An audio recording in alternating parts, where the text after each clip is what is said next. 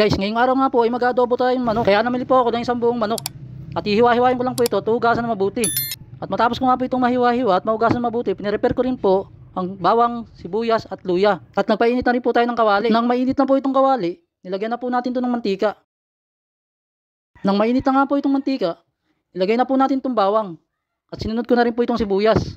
Konting halo-halo lang po, ay nilagay na rin po natin itong luya. At hinalo-halo ko lang po ng ilang sandali.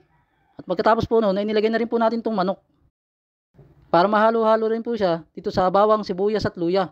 Na matanggal din po ang kunting lansa nito. Matapos nga po natin mag-isa itong manok sa sibuyas, bawang at luya, ay naglagay nga po pala ako ng kunting tubig na mainit. Dahil pakukuluin ko po ito sandali.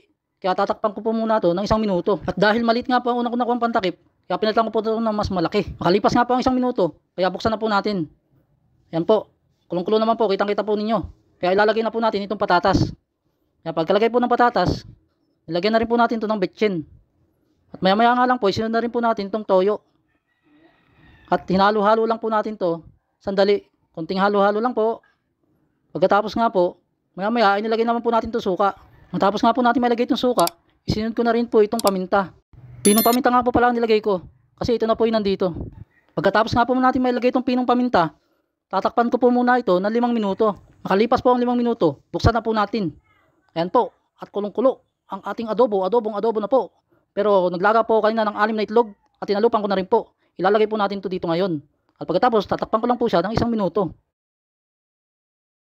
Makalipas po ang 1 minuto ay ating nabuksan. Ayan po, at naglagay lang po ako ng pineapple tidbits. Makalipas nga po natin maglagay ng pineapple tidbits, hinalo-halo ko lang po ito sandali at tinakpan ko po ulit. Mamaya po, pagbukas, kainan na po. Eto na guys, may dala na po tayong kanin. Pagbukas, kumukulo-kulo pa. At syempre, tabi muna natin itong takip. At tayo po ang unang titikim nito. Adobong manok na may itlog at tidbits pineapple. Sandukin na po natin. Yan guys, oh, may itlog, mayroong pineapple tidbits. Isang buong adobong manok. Kain po tayo.